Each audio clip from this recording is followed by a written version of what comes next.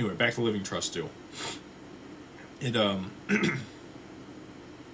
think that that's a great thing to have in place, irrespective of where you're at. If you have a home, if you have other things that you want to pass on to your kids, or again, your grandkids or beneficiaries, probably should set that up.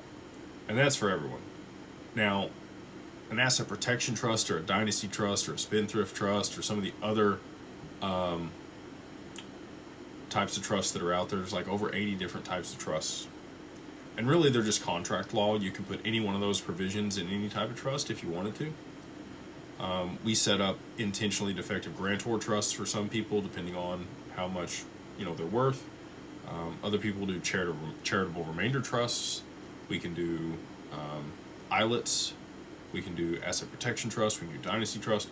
There's a lot of different things that we help people structure depending on their circumstances, their long-term goals, how much their assets are. There's a lot of things that go into it.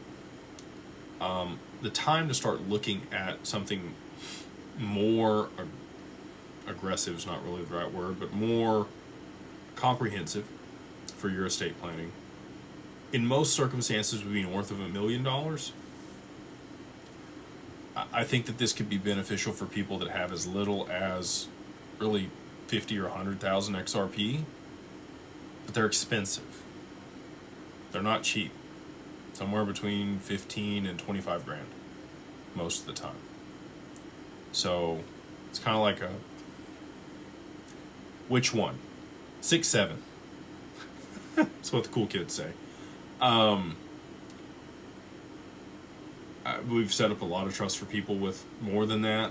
If you have more than that, absolutely you should be looking at this, because with the price appreciation that I anticipate on XRP and how short of a time frame that's going to occur in, I think that it could absolutely be well worth it and save you a bunch of taxes. In the past, I've said somewhere between $750,000 and $1 million. I think that's probably still relevant today. Maybe as little as $500,000 in total portfolio value.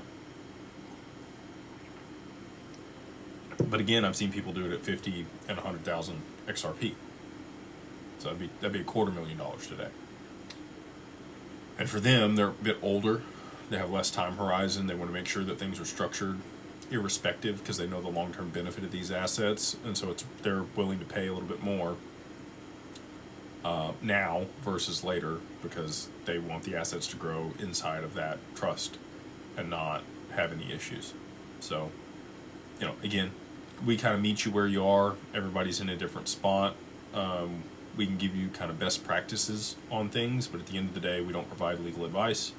We're just kind of, counselor on that stuff. We do have multiple estate planners and tax attorneys that we work with to help give you, the full plan and best options, and work with them to file everything.